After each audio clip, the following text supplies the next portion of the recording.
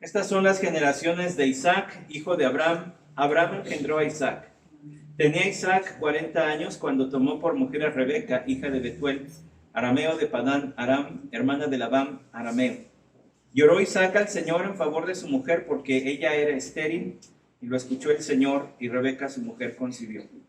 Y los hijos luchaban dentro de ella, y ella dijo, si esto es así, ¿para qué vivo yo?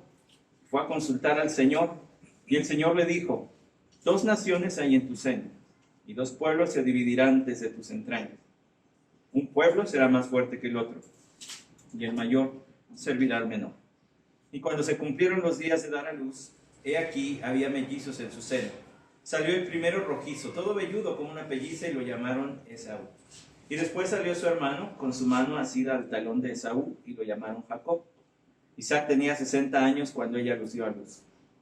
Los niños crecieron y Esaú llegó a ser diestro cazador, hombre del campo, pero Jacob era pacífico, era hombre pacífico que habitaba en tiendas. Llamaba Isaac a Esaú porque le gustaba lo que cazaba, pero Rebeca amaba a Jacob. Un día, cuando Jacob había preparado un potaje, Esaú vino del campo agotado, y Esaú dijo a Jacob, te ruego que me des a comer un poco de ese guisado rojo, pues estoy agotado. Por eso lo llamaron Edom. Pero Jacob le dijo, véndeme primero tu primogenitura. Y Esaú dijo, he aquí estoy a punto de morir. ¿De qué me sirve, pues, la primogenitura? Y Jacob dijo, júramelo primero. Y él se lo juró, y vendió su primogenitura a Jacob. Entonces Jacob dio a Esaú pan y guisado de lentejas, y él comió y bebió, y se levantó y se fue. Así menospreció Esaú la primogenitura. Vamos a orar. Señor, nuevamente nos acercamos a ti para darte gracias porque nos concedes estar juntos, porque nos has traído nuevamente tras una semana de trabajo, de ocupaciones, también de tiempo familiar, de alegría. Venimos ahora nuevamente, Señor, con nuestra familia extendida, tu iglesia, por quien te damos gracias, Señor. Gracias, Padre, porque nos concedes el privilegio de reunirnos. Gracias por este lugar que nos facilitan. Gracias también, Señor, porque nos has dado tu palabra y nos has dado tu Santo Espíritu, el cual nos une en comunión contigo, con tu Hijo Jesucristo y con Él mismo. Ahora rogamos, Padre, que a la luz de esa comunión nos ayudes a entender tu Escritura, a comprender su mensaje y también su enseñanza. Que el poder de tu Santo Espíritu, Señor, ocupe tu palabra para producir en nosotros el fruto que esperas. Traduce, Señor, esta meditación de tu Escritura en acciones concretas que reflejen más amor a ti, más amor a nuestro prójimo, porque eso es vivir en santidad. Gracias nuevamente por todas las bendiciones que nos das. Amén. Tomen su lugar, por favor.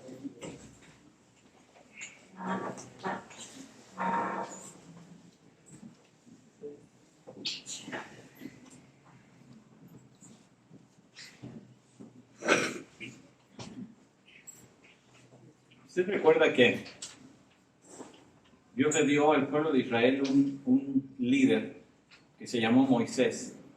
Líder que hasta el día de hoy es reconocido, podríamos decir, venerado entre el pueblo judío, reconocido como uno de sus más grandes líderes, el portavoz de Dios, el instrumento a través de quien les llegó la ley, la palabra de Dios.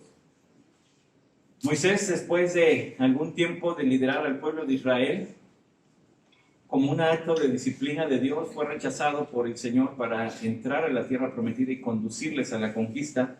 Y fue entonces su sucesor, su discípulo, podríamos decir propiamente Josué, el que guió al pueblo de Israel en la conquista.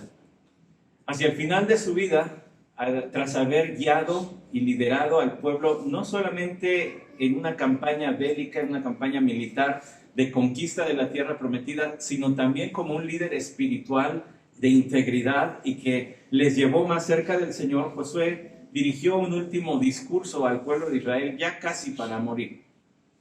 Las palabras de Josué han sido retomadas, yo creo, por alguien en cada generación de cristianos, desde que la iglesia nació el día de Pentecostés, porque representan muy bien el tipo de compromiso que es el deseo de todo hijo de Dios.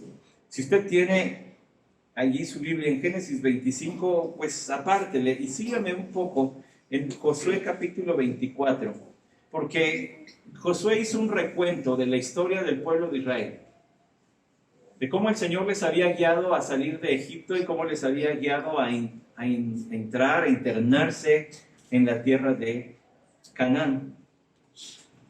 Y quisiera yo leer a partir del versículo 14 las palabras de Josué. Dice: ahora pues temed al Señor y servidle con integridad y con fidelidad. Quitad los dioses que vuestros padres sirvieron al otro lado del río y en Egipto, y servid al Señor. Y si no os parece bien servir al Señor, escoged hoy a quién habéis de servir. Si a los dioses que sirvieron vuestros padres, que estaban al otro lado del río, o a los dioses de los amorreos en cuya tierra habitáis, pero yo y mi casa serviremos al Señor. Y el pueblo respondió y dijo: lejos esté de nosotros abandonar al Señor para servir otros dioses.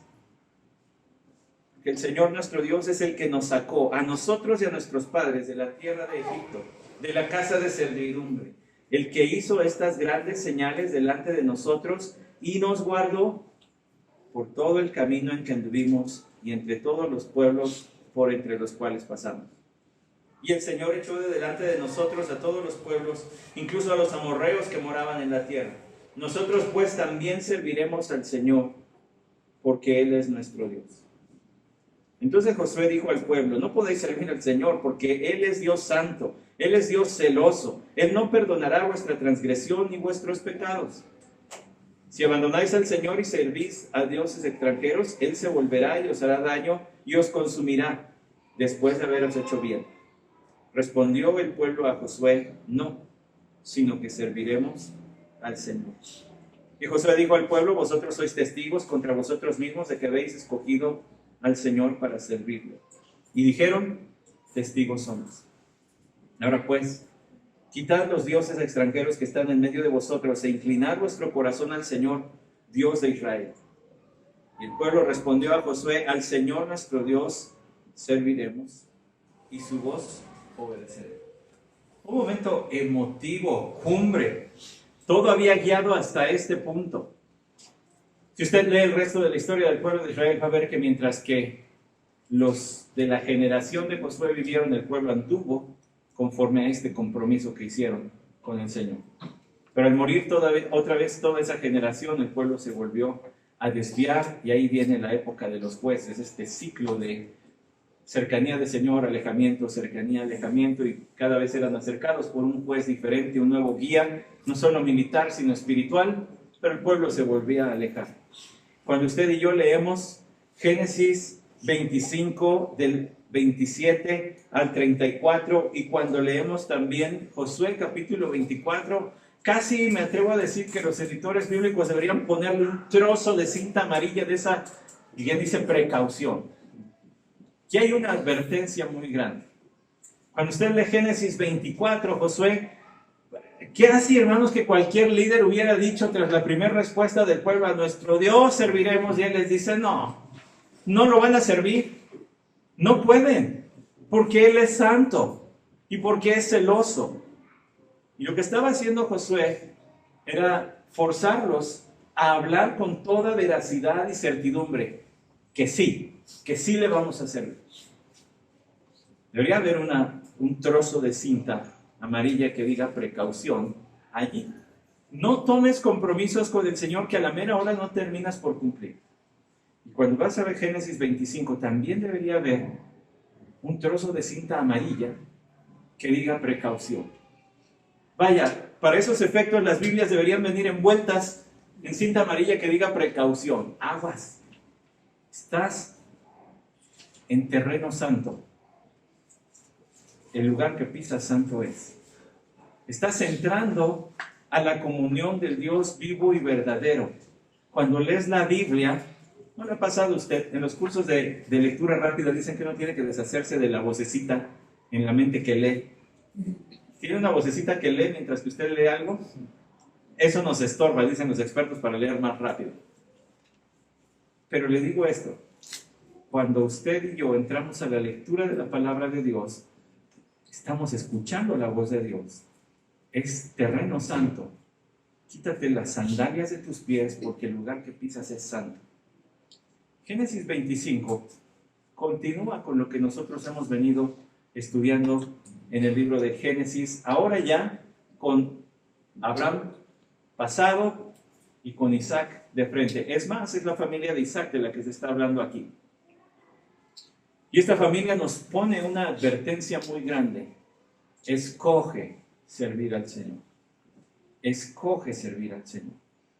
No se te ocurra tomarlo a juego. No se te ocurra ignorar su invitación. Escoge servir al Señor. Porque Moisés en estos versículos, ese siervo venerado del pueblo judío, Moisés relata la personalidad, relación familiar de Saúl y Jacob. Nos dice cómo eran y también qué tipo de relación tenían en el seno familiar. Pero hay algo más aquí. En el menosprecio de la primogenitura por parte de Saúl, hay una advertencia a aceptar y aprovechar las bendiciones de Dios hoy. Sigue siendo invitado los miércoles a escuchar la profecía de Abías. Abías profetizó contra un pueblo llamados edomitas, Edom. Y Edom es una palabra que nosotros encontramos en nuestro texto de hoy, a raíz de Esaú. Eran los descendientes de Esaú. Entonces quiero que vaya conmigo al versículo 27 de Génesis 25, solamente como un recuerdo de lo que hemos visto antes. Dice desde el 24, cuando se cumplieron los días de dar a luz por parte de Rebeca, y aquí había mellizos en su seno.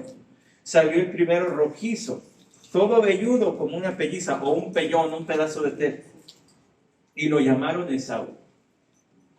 Y después salió su hermano, con su mano asida al talón de Esaú, y lo llamaron Jacob. Como usted había visto, ya habíamos visto desde antes, en el versículo 22 dice que los dos bebés luchaban en el seno de Rebeca. Y yo le dije, podría decirse, se estaban tratando de aplastar, se estaban tratando de acabar con la vida uno del otro, desde el vientre. Yo también hacía esa carita de, ¿cómo? Sí, se estaban tratando de matar. Por eso cuando salió Esaú, el otro dijo, ¿a dónde vas, chiquito? Me voy contigo, pero aquí no me quedo. Porque estaban en constante lucha. Salió Esaú y era velludo. Este tema de velludo después va a ser significativo también. Usted conoce la historia. Cuando Jacob suplante, ese queso del phishing y suplantación de identidades y robo de identidades, clonación de tarjetas, ya venía desde allá. Cuando suplante la identidad de Saúl va a cubrirse de pieles, ¿cómo estaría de peludo el hombre? Bueno, pero después salió Jacob, que también quiere decir el que viene detrás, el engañador, el suplantador, el que anda a escondidas o el que se agarra del talón. Porque se agarró del talón. Y nos dice el versículo 27, los niños crecieron. ¿Cuántas cosas estarán encerradas en esa frasecita? ¿No se ha puesto a pensar? Hay frases en la Biblia que a mí me dejan pensando en qué habrá sucedido. Como cuando dice Lucas 19 que Zaqueo era un chiquitito así que vivía en Jericó y cuando Jesús pasó por ahí también conocen la historia que viene en la canción El Éxito. Bueno, la cuestión está en que dice que Jesús entró a su casa con él y no se nos dice nada más hasta que Zaqueo da su declaración famosa de voy a entregar todo lo que tengo a los pobres y demás. No nos dice nada más. Aquí hay una de esas. Y los niños crecieron. Sí, pero estos se odiaban desde el vientre. ¿Qué pasó en todos esos años? ¿Cómo habrá sido la relación familiar? Y luego échale tantito más que dice que los papás, la mamá tenía un favorito y el papá tenía otro. Por si faltaba leña al fuego, órale. echarlos a pelear. Y los niños crecieron. Y Esaú llegó a ser diestro cazador, hombre de campo, varonil, masculino, fuerte. Digo, quitando el ejemplo, no es cierto. Yo ni siquiera soy tan velludo como él era. ¿Sabe que el comentarista S. Lewis Johnson dice, él lo dijo, conste que él lo dijo, Esaú, por su descripción, es un hombre tan varonil que en nuestros tiempos debería haber jugado para los Vaqueros de Dallas? Lo puedo probar que él lo dijo. Fuerte, masculino, cazador. De esos que cuando comen carne sopean en la sangre todavía, que les gusta comer la carne tártara, casi cruda y demás. Varonil, fuerte. Pero Jacob era pacífico, que habitaba en tiendas. Qué descripción tan pálida, ¿no crees? En la elección humana, ¿quién sería el héroe? Pues Esaú. Oye, venimos de un héroe que era Abraham, pues que ya estaba entrado en años, hombre de gran fe, pero no portaba las características masculinas que trae Esaú. Y luego viene Isaac, que nos conmovió verlo sumido en dolor por mucho tiempo a raíz de la muerte de su madre, y que ni siquiera había buscado esposa, le tuvieron que ir a conseguir esposa, ni siquiera para decir, a ver, pues me voy a perfumar, me voy a rasurar, me pongo mi blazer y me voy bueno, porque yo traigo blazer, ¿verdad? Pero cualquier otra manera de arreglarse que al varón le guste está bien, y voy a conseguir muchacha, voy a conseguir esposa. No, le tienen que ir a traer esposa. Por fin tenemos uno, personifica el héroe hollywoodense. Este es el Capitán América, ¿no? Fuerte, masculino, Indiana Jones o alguien así. No, ya con el ejemplo de Indiana Jones ya vio mi edad. Es un regalo así de quién sabe quién es Indiana Jones. Pero luego contraste con eso a Jacob, que le gustaba estar en casa. No, es que eso de que se me encallen las manos yendo acá, no. Luego dormir allí acampando en el lodo, no, ¿qué pasó? A mí pónganme el Sheraton. No, ir a una tienducha en el medio del campo, prender fogata y no. Yo esas cosas no. Y luego, el versículo dice, era pacífico, un hombre tranquilo. No andaba comandando gente de, vamos a cazar jabalíes, a ver quién caza 4 primero, ¿no? Ese era Esaú. Era pacífico. Esaú era el que tomaba los potros salvajes. Jacob era el que le gustaba sacarle brillo a la vajilla para que se viera bonita en casa. Y el versículo 28 dice, y amaba Isaac a Esaú porque le gustaba lo que cazaba. Una manera muy absurda de amar a tus hijos es que me gusta que trae buena carne. Es que se va lejos y caza de las mejores animales. Y ese era el centro de su amor. Es más, le voy a decir algo curioso. Es posible que Isaac tuviera un amor mal fundado hacia Esaú, puesto que pareciera insinuarse glotonería de su parte. Decidía con el estómago. En él sí se cumplía eso de que a los hombres se les llega por el estómago. Su hijo se ganó su amor por del estómago, por darle de comer. A Isaac le gustaba eso. Y por eso era su favorito. Pero Rebeca amaba a Jacob. Ahora, antes de que destrocemos la imagen tanto de Isaac como de Rebeca, porque no es el propósito del texto ni el mío en esta mañana, quiero recordarle, Isaac ha demostrado virtud, ha demostrado ser un hombre que ama al Señor. Es más, su fe en Dios no decayó durante 20 años en los que Dios no le concedió hijos. Seguía buscando al Señor. Es más, él además junto con su esposa mostraron ser gente de fe, puesto que Rebeca ya había mostrado virtud desde que recibió a Eliezer, el siervo de Abraham, cuando fue a buscar esposa para Isaac. Mostró ser hospitalaria, mostró ser bondadosa, ser amorosa y además dejarse ir por la voluntad del Señor. Porque ella dijo, pues si esto es del Señor, entonces yo me voy con este hombre, no lo conozco, pero pues es del Señor, entonces voy a seguir lo que Dios quiere. Entonces, antes de que vayamos a ahora llevarlos al otro extremo, a impíos, pecadores, no. Como todos, virtud, pero también sus debilidades, sus fallas. Y en este caso, su falla estaba en tener favoritismos por uno o por otro hijo. Y cualquiera que hubiera sido el motivo, aunque no fuera la glotonería o aunque no fuera lo hogareño de Jacob, tener favoritismos es erróneo entre los hijos. Eso no se puede. Eso no es correcto, no honra al Señor. Bueno, pues en el caso de ellos estaban incurriendo en esta debilidad. Eran hombres de virtud, de fe, pero tenían esta debilidad. Si usted tuviera que escoger quién es el que va a seguir adelante con el plan de Dios, no se iría con Esaú. Creo que sería la opción lógica humana.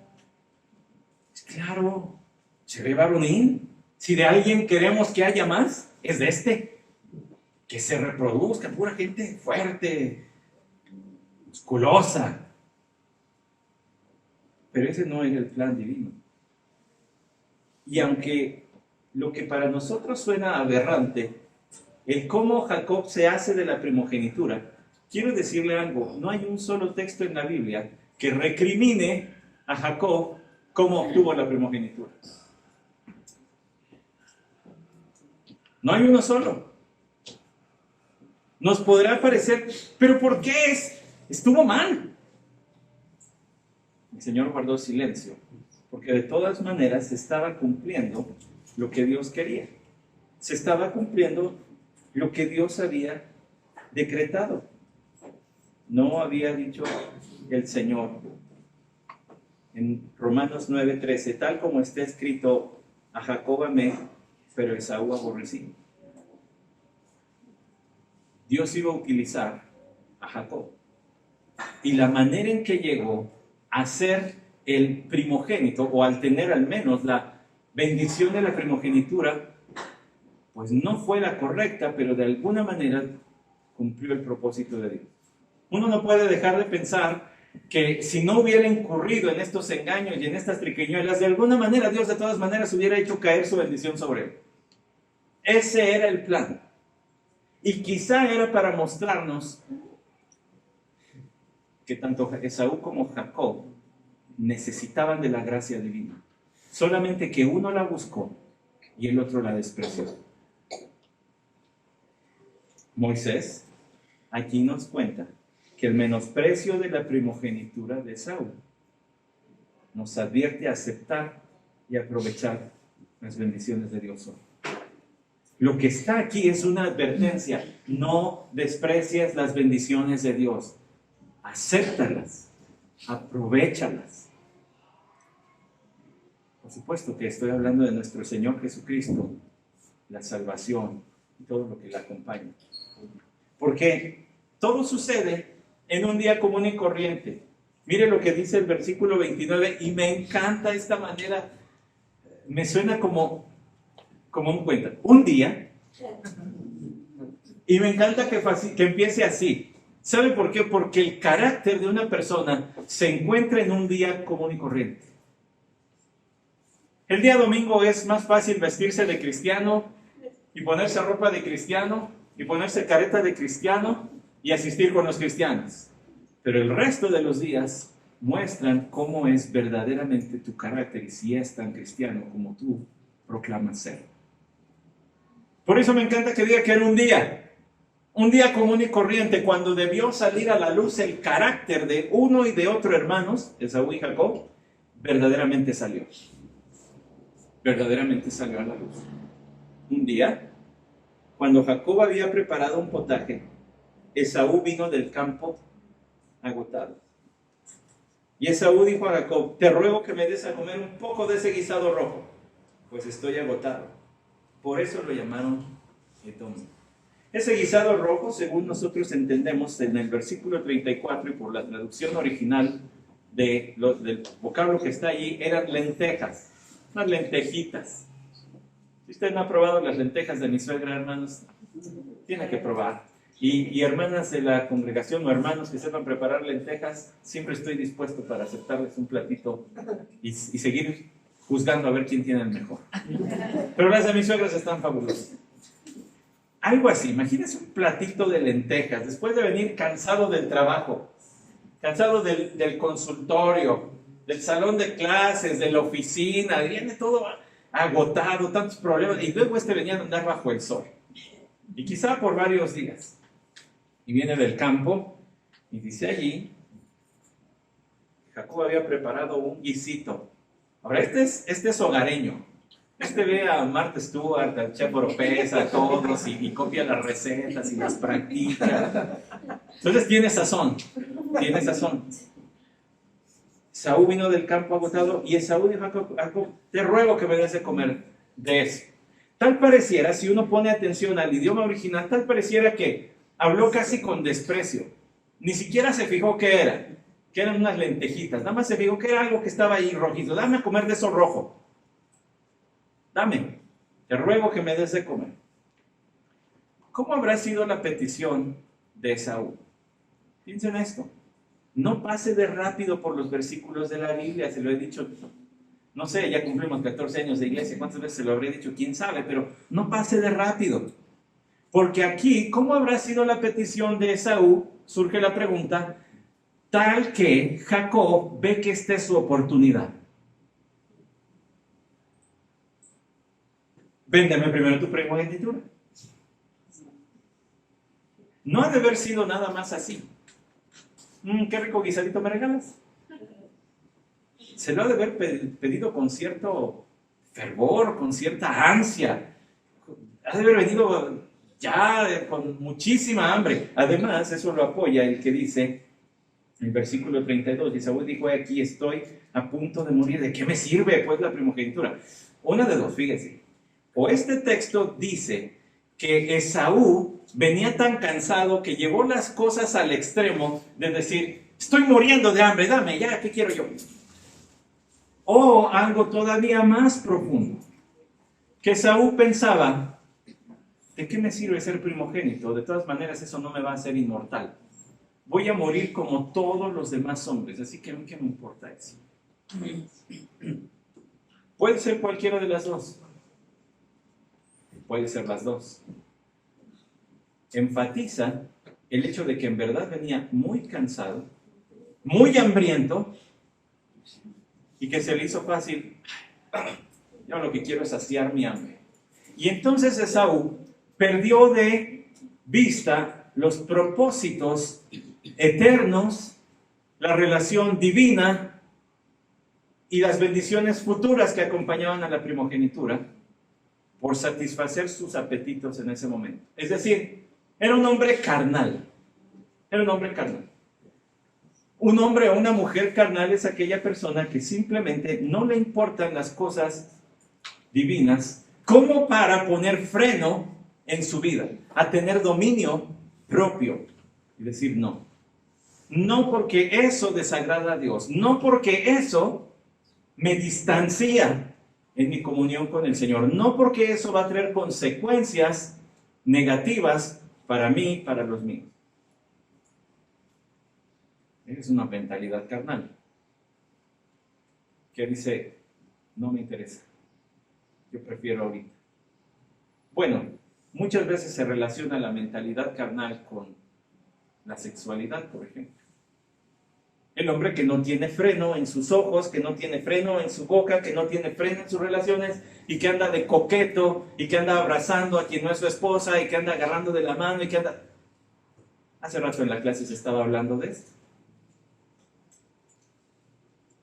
Bueno, ese es un hombre carnal que no dice no. Mi relación física es con una sola persona, mi esposa. Y como no quiero desagradar a Dios, me reservo para mi esposa. Un hombre carnal cae en todas estas cuestiones. ¿Por qué? Porque pone sus apetitos antes que Dios. Esaú parece haber puesto su apetito antes que Dios. El versículo 34 dice que comió guisado de lentejas y se fue. Pero también en las palabras de Esaú, como le dije, puede estar implícito su desprecio por las cosas divinas. no le interesaban las cosas de Dios.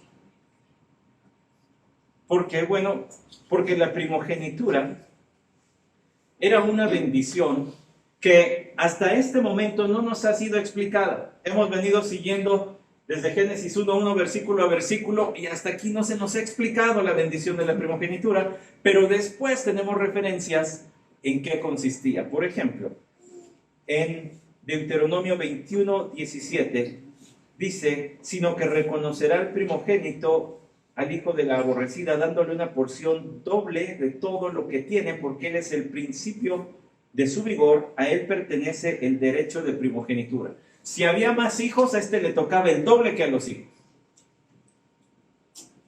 El ejemplo es Isaac. Abraham dio regalos a todos sus demás hijos, pero a Isaac le dio todo lo demás. Tenía un derecho superior. No solamente eso, era el derecho de ser el sacerdote o cabeza de la familia. Por eso dice Génesis 27:29, en la bendición que luego le va a dar sin saber Isaac a Jacob en vez de Esaú: sírvate pueblos y póstrense ante ti naciones. Sé señor de tus hermanos e inclínense ante ti los hijos de tu madre. Tenía la prominencia entre todos los hermanos y había más hijos. Era el principal. Entonces ya llevamos herencia material, pero ahora también prominencia entre los hermanos.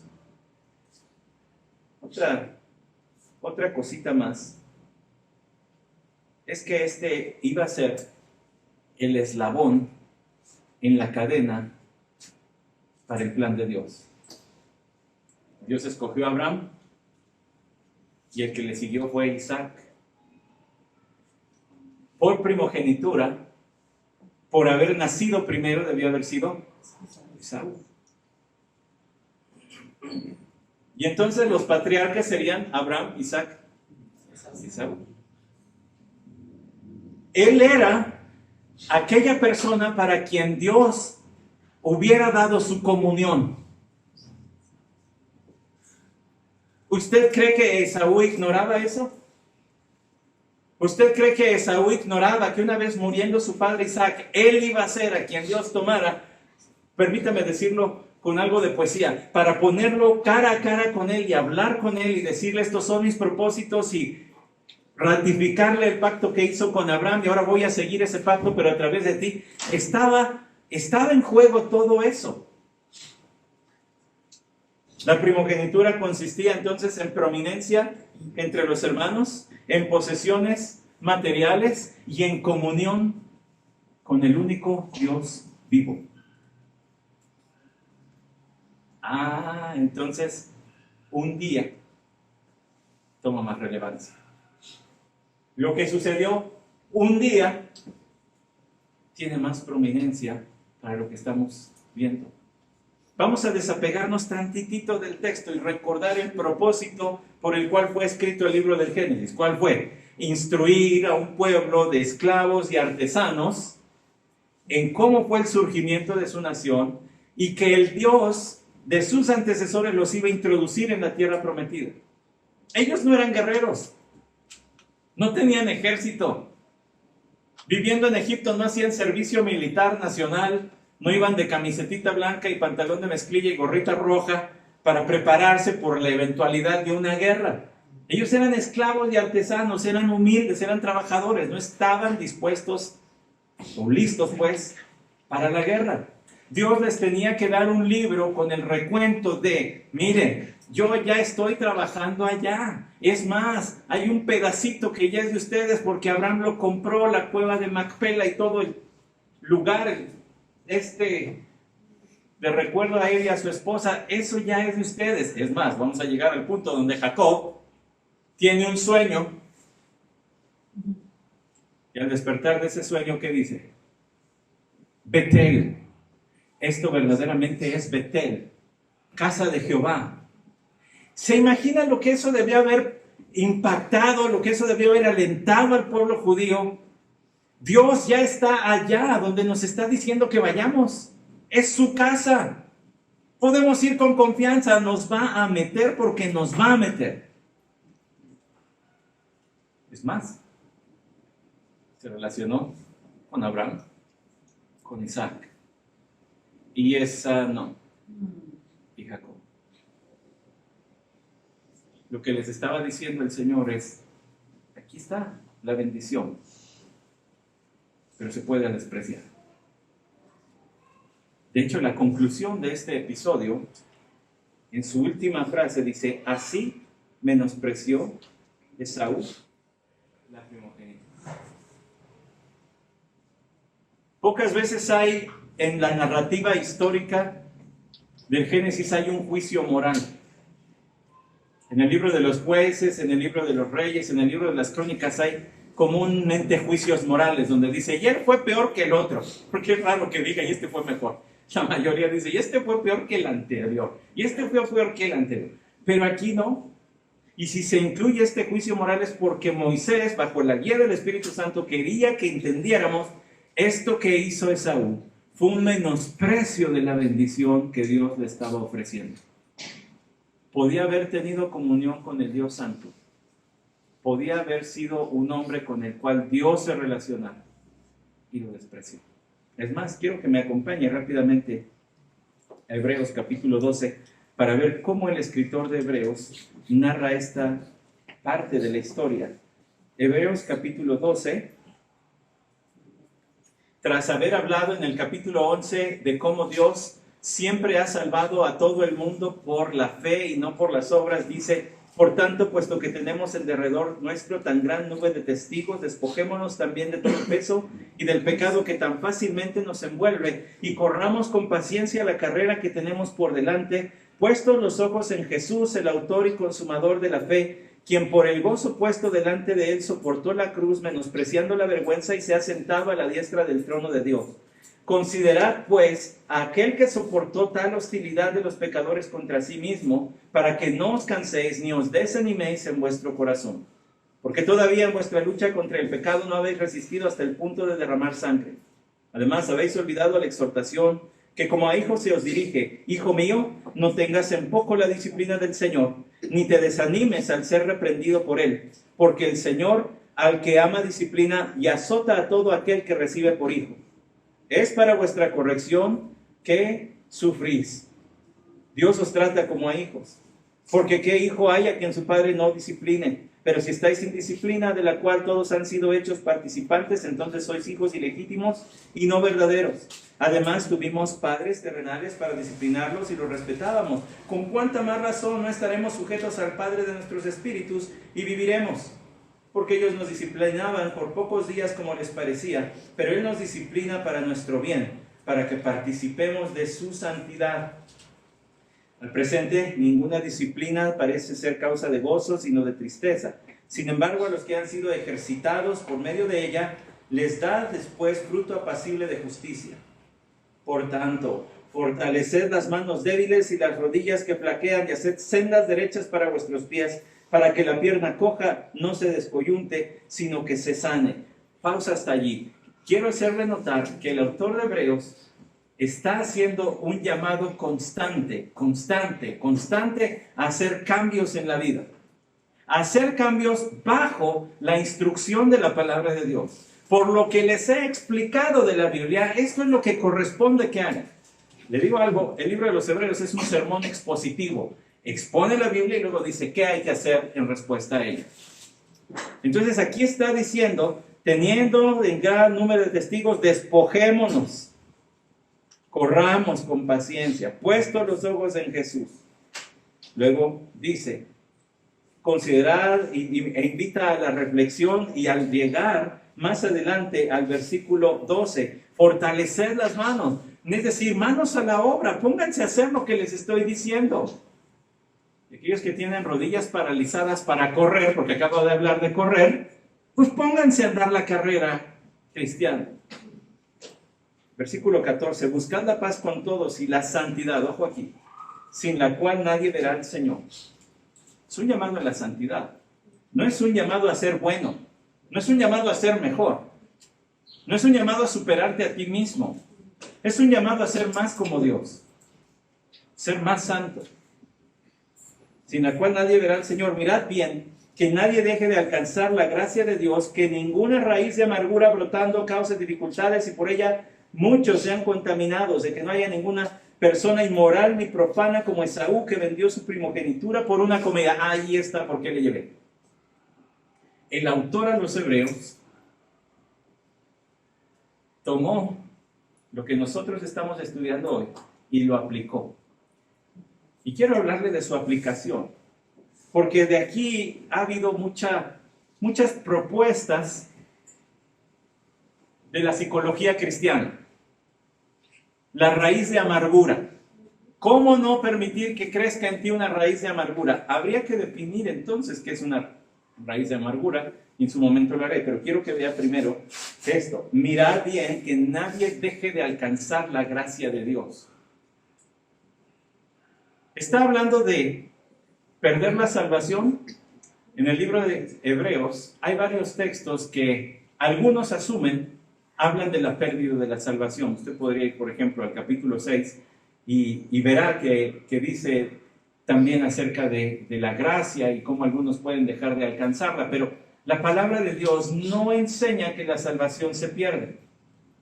Si dice que alguno deje de alcanzar la gracia de Dios, se está refiriendo específicamente, tengan cuidado, no sea que algunos, habiendo escuchado una y otra vez acerca de este Salvador que tenemos y de la gracia que ofrece, no la acepte, sino la termine rechazando. O sea, deje de alcanzar la gracia, deje de llegar a la salvación. El resto del contexto del libro de Hebreos y el resto del contexto de la Biblia y otros 65 libros que no enseñan la pérdida de la salvación. Y si a mí me pregunta, tampoco el libro de Hebreos le enseña. Sino que más bien está diciendo, no va a tener acceso a la salvación. No va a ser salvo quien haga lo siguiente.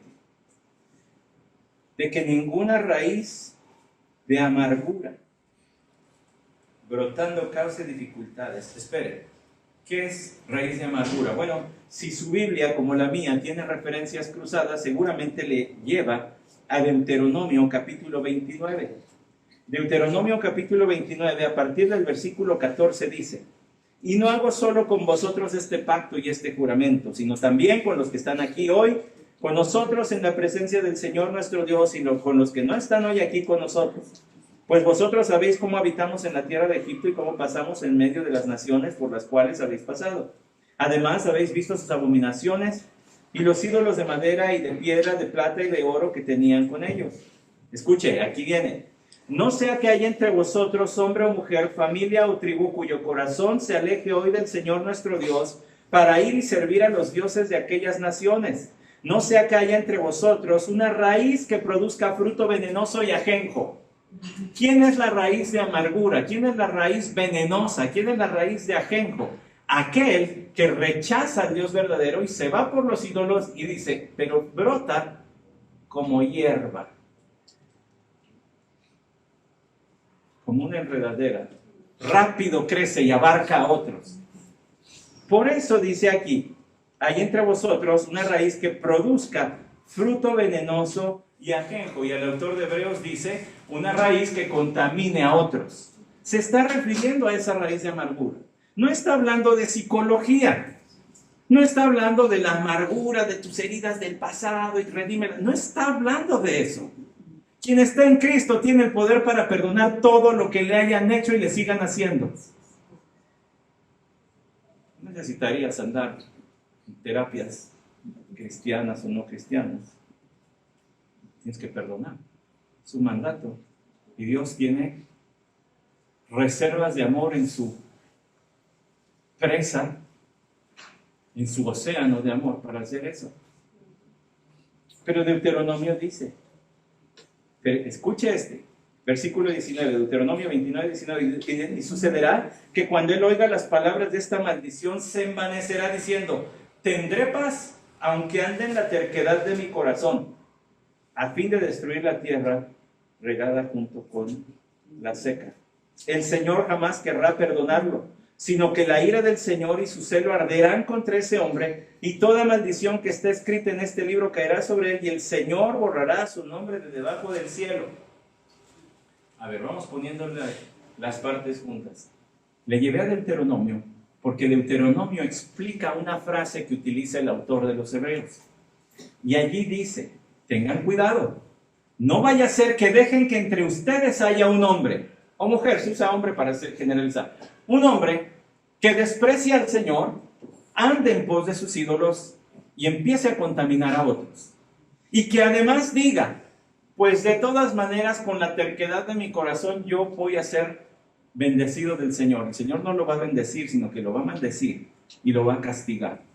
Y entonces eso explica por qué Hebreos dice, no sea que alguno deje de alcanzar la gracia. No está hablando de perder la salvación, sino de ser salvo siquiera. Tengan cuidado, no vaya a ser que haya alguno que ni siquiera sea salvo, que brote como raíz de ajenjo o venenosa, y su corazón más bien sea de ídolos y no de Dios, y entonces contamine a otros. Y luego inserta como ejemplito a quién cree, a Esaú. De que no haya ninguna persona inmoral ni profana, como Esaú, que vendió su primogenitura por una comida. Y entonces se dice de Esaú que era inmoral. Si usted lee los primeros versículos de Génesis 36, va a encontrar que se casó con 3 mujeres. Eso es inmoral. Y las 3 eran cananeas. Este no buscó de entre la familia escogida de Dios, como lo hicieron para su padre Isaac. Este dijo, pues total, ¿qué? Dice, era inmoral y además era, la palabra ahí que se traduce como inmoral es la palabra donde tenemos pornografía o pornográfico, que quiere decir todo tipo de inmoralidad y perversión sexual. Así era Esaú. Pero además, era un hombre profano. Es decir, sin respeto, temor, ni agrado por las cosas divinas. A él no le importaba a Dios. Le era por lo menos indiferente, sino que hasta podía haber tenido una actitud hostil hacia Dios. Ese era el que debió haber continuado el plan. A Jacob amé y a Esaú aborrecí, porque él no quiso nada conmigo. Bueno, no lo dice allí, yo inserté eso de por qué él no quiso nada conmigo. Pero ya lo ven, no quería nada. Es más, dice de que no haya ninguna persona inmoral ni profana como Esaú, que vendió su primogenitura por una comida. Rechazó la comunión con el Dios vivo y verdadero por una comida. En menos de 24 horas esa comida ya había abandonado su cuerpo. Porque sabéis que aún después, que cuando quiso heredar la bendición, todo lo que eso acompañaba, la prominencia entre sus hermanos, las posesiones materiales y la comunión con Dios, fue rechazado, pues no halló ocasión para el arrepentimiento, aunque lo buscó con lágrimas. Espere, porque ¿qué no dice la palabra del Señor en el Salmo 51? Que al corazón contrito, ¿qué? Al corazón contrito y humillado tú no despreciarás. Salmo 51, 17, los sacrificios de Dios son el espíritu contrito. Al corazón contrito y humillado, oh Dios, no despreciarás. Bueno, entonces, ¿por qué dice esto acá? La Biblia no se contradice. Lo que está diciendo el autor de Hebreos es que aunque Esaú quiso buscarle el lado malo a lo que lo hizo, nunca se lo encontró. Nunca se arrepintió porque nunca le vio lo malo. ¿Por qué hice de malo? ¿Qué tenía de malo? Por eso nunca hubo arrepentimiento. La dureza de su corazón llegó a ser tal que nunca vio cuál fue la maldad en sus actos. ¿Y qué dijo después el Señor? Claro, después de lo que está escrito en Génesis, con el que es raíz de amargura, con el que va a infectar, voy a rechazar. Y voy a borrar su nombre de debajo de la tierra. ¿Y sabe qué sucedió? Que Esaú llegó a ser conocido como Edom, dice Génesis 25, si regresa allá, en el versículo 30. Edom, que quiere decir rojizo, si de por sí ya era velludo y pues de cabello rojo, ¿verdad? Pelirrojo, y luego todavía come guisado rojo, pues le pusieron el nombre Edom, que quiere decir rojizo. Si usted recuerda, Adamá, la tierra, quiere decir rojo, entonces ahí van las palabras. Y luego él llegó a ser una nación tan grande que se llegaron a conocer como los edomitas, y que si usted viene el próximo miércoles a los estudios de Abdías va a escuchar nuevamente que los edomitas llegaron a estar en conflicto con los israelitas, los descendientes de Jacob, porque allí nació todo en el vientre de Rebeca, allí nació la rivalidad. Y no solo eso, sino que cuando los babilonios invadieron, o los filisteos, algunos de ellos, o los árabes, cualquiera de ellos invadieron a los judíos, los edomitas no metieron las manos. Y dijeron, dale, pásenle, arrásenlos. Y ese pueblo, por lo que hemos visto en Abdías, fue un pueblo que se parecía mucho a su ancestro Esaú. Orgulloso, falto de temor de Dios. ¿Dónde están los edomitas hoy? No existen. Poco después de la invasión a Jerusalén, en el año 70 también los edomitas dejaron de existir. Dios borró el nombre de Esaú de debajo de la tierra. ¿Ya ve por qué le dije que estos versículos tendrían que venir con un trozo de cinta amarilla que diga precaución? No precaución a no leerlo, precaución a no hacerle caso al ejemplo que está aquí.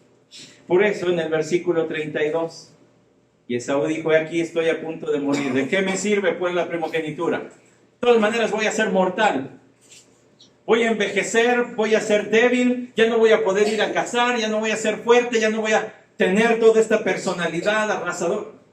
¿De qué me sirve? Jacob dijo, júramelo primero. Qué curioso, el cazador terminó casado por un pacífico, como se le describe, hogareño. El masculino, el fuerte, terminó siendo presa de sí mismo y sus apetitos. Entonces Jacob dio a Esaú, y Jacob dijo, júramelo, y él se lo juró y vendió su primogenitura a Jacob. Entonces Jacob dio a Esaú pan y guisado de lentejas. Hasta disfrútalo, manito, ahí te va el pan, ese va por mi cuenta. No me lo pediste, pero ahí está, te lo regalo. Y él comió, fíjese, 4 verbos que demuestran la displicencia de Esaú hacia las cosas espirituales. Lo poco que le importaban las cosas espirituales. Comió, bebió, se levantó y se fue.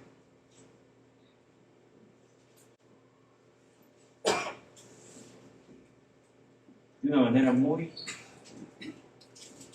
cotidiana, un día salió el carácter y tuvo consecuencias eternas. Y Jacob pasó a ser el heredero de la comunión con Dios y de la bendición divina y de la prominencia entre estos dos hermanos. Y Esaú pasó a la historia para ser conocido como inmoral y como profano, y para que su descendencia fuera destruida para siempre. No desprecies la bendición divina. Que la conclusión aquí dice, así menospreció Esaú esa primogenitura. El relato del menosprecio de la primogenitura de Esaú nos advierte a aceptar y aprovechar las bendiciones de Dios hoy. Es hoy. Después, quién sabe si lo haya. Yo le dije, la primera parte demuestra la opción humana lógica, y la segunda parte, la opción humana lógica. Eso es lo que hace un hombre sin Dios. No hay quien entienda, no hay quien haga lo bueno, no hay quien busque a Dios. Todos se han apartado. Esa es la condición natural, no buscar a Dios, no querer saber nada de Él, pero hoy es nuestra oportunidad de hacer una decisión sobrenatural por la ayuda del Espíritu Santo. Si usted está aquí en este servicio hoy, no es nada más porque sí, es porque a través de su palabra Dios le está invitando a hacer la decisión Señor, aquí estoy, es tu Santo Espíritu que a través de tu palabra me mueve y me dice, sí es cierto, tú me has dado tantas bendiciones, me ofreces para empezar la salvación en Cristo Jesús. Yo he dicho mentiras, yo he hecho señas con las manos, yo he hecho muchas cosas, Señor, y hoy entiendo que eso es aborrecible delante de ti y merezco tu castigo, perdóname. No quiero pasar de aquí. No quiero ser como Esaú, que tuvo la oferta de bendición, de comunión contigo y la desaprovechó y la despreció. No quiero que mi pecado se interponga entre tú, Dios, y entre mí. Cuando tú ya enviaste un mediador que es Cristo Jesús, lo he escuchado muchas veces, hoy tiene que decir, Señor, sí, reconozco que necesito ese mediador. He coqueteado y he toqueteado varias veces tu evangelio. Y ha parecido que sí, pero no. Hoy no quiero que parezca que sí. Hoy quiero que sea así. A lo mejor usted y yo podemos decir, tengo muchos años en el evangelio y no he aprovechado todas las bendiciones que Dios me ofrece. Soy salvo, pero tal vez no he disfrutado de una comunión diaria, íntima. Sentarme cara a cara con el Dios del cielo y de la tierra leyendo su palabra. Tomarme un café, bueno, yo me lo tomo, él no. Tomarme un café con el Señor mientras que estoy leyendo su palabra. Y sé que a lo mejor eso suena muy místico, pero usted sabe lo que estoy diciendo. La palabra de Dios nos pone de frente con Él. Es comunión viva con Él. No es una actividad académica ni una cosa que hacen los creyentes nada más porque sí, es porque allí está la palabra del Señor. Él nos habla, esta es su palabra. Está impresa y fija para ser objetiva y capaz de analizarse y estudiarse y comprender su significado y su aplicación aún en nuestros días. Y quizá usted no ha aprovechado esa bendición. Fui muy cuidadoso cuando escogí lo que quería decirle en esta mañana y por eso nos advierte a aceptar el Evangelio y aprovechar las bendiciones de Dios hoy. ¿Sabe qué bendición nos da el Señor de ser iglesia? Y de ser parte de su iglesia. No sé si ya calculó, pero yo más o menos he hecho mi cálculo. Claro, solamente el Señor tiene el punto final de mi vida, cuándo va a ser. Pero ya lo pensé. Y solamente voy a ser parte de una iglesia mientras esté en la tierra. Cuando me muera se acabó. Seré parte de la iglesia celestial, redimida, victoriosa en el cielo. Pero la iglesia que combate y que lucha con el pecado y que proclama el evangelio aquí y que se edifica mutuamente, solamente tengo una oportunidad. Y es mientras Dios me dé vida en esta tierra. No quiero desaprovechar la oportunidad de ser iglesia, pero usted tampoco desaproveche la bendición de ser iglesia. No desaproveche la bendición de la comunión con Dios, no desaproveche la bendición de la comunión con los hermanos y del poder servir a otros hijos de Dios. Mi hija me ha enseñado mucho y no sabe decir una sola palabra. Bueno, creo que ya sabe decir una. O al menos imitó el sonido de su mamá. Pero me ha enseñado mucho. Ser padre es una labor sagrada, lo mismo que ser pastor. Esa niña le pertenece a Dios, como ustedes. Es tan sagrado lo que hago por ella como lo que hago por ustedes, como su pastor. Pero solamente voy a tener esa oportunidad en esta tierra. Después de eso se acabó. Mi evaluación ante el Señor vendrá por lo que haya hecho desde hace 14 años hasta no sé cuándo más, mañana, pasado, 20 años, no lo sé. Allí se va a acabar. Y usted tiene la bendición también de ser iglesia y de servir a la iglesia de Cristo. Usted tiene la bendición de ser un proclamador del evangelio, que ni siquiera los ángeles andan predicando ahorita. Llegará el día en el Apocalipsis cuando lo proclame un ángel, pero ahorita no. Ahorita Dios lo puso, diría Santiago Benavides, el evangelio se sirve en vasos de barro. Eso somos nosotros. Hoy es el momento de aprovechar todas estas bendiciones. No sea profano como Esaú. No rechace la oportunidad. No rechace el evangelio de Cristo Jesús. y no rechace la bendición que Él le da, de conocerle, de amarle, de servir a su lado a su iglesia y de ser un testigo suyo ante el mundo. La fecha es hoy. Hoy es cuando eso se tiene que hacer. Hoy es cuando la decisión se tiene que tomar. Y el autor a los Hebreos fue enfático. Hagan, hagan, hagan, hagan. Y Josué fue enfático. Escogeos hoy. Y he tratado de ser tan incisivo como ellos y reflejar el tono de sus textos y decirle, es hoy. Es hoy. Posiblemente el Señor le dé otra oportunidad mañana. Tal vez sí le da mañana. Por eso tiene que ser hoy. Hoy. Padre, te agradecemos por tu escritura. Te agradecemos, Señor, porque aún en la vida de un hombre como Esaú nos dejas tanto para nuestro provecho. Tu palabra le llama inmoral y profano. Y su ejemplo negativo nos arroja el ejemplo supremo, nuestro Señor Jesucristo, quien por el gozo puesto delante de Él menospreció el oprobio, hizo un lado la cruz. Nosotros debemos correr nuestra carrera con los ojos puestos en Él, como dice ese texto que leímos en Hebreo.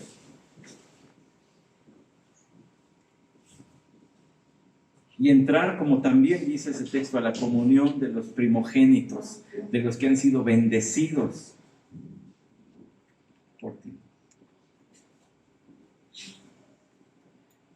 Que no desaprovechemos hoy. Quizá hay aquí alguien, Señor, a quien le estás hablando y le estás moviendo a través del estudio de tu palabra sus entrañas y le has sido muy directo, tiene que entregar su vida al Salvador.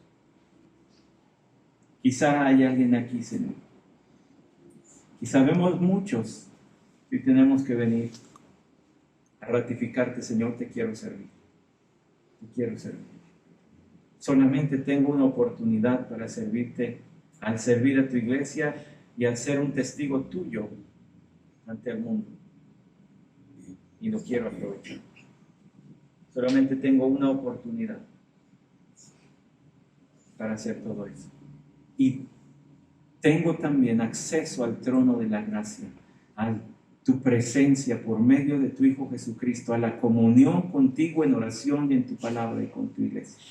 Y no la quiero desaprovechar y no la quiero menospreciar cada vez que me pueda reunir, cada vez que pueda abrir mi Biblia, cada vez que pueda orar, ya sea con los ojos cerrados y sentado o ya sea caminando o en medio del trabajo, quiero hacerlo y disfrutar de comunión contigo.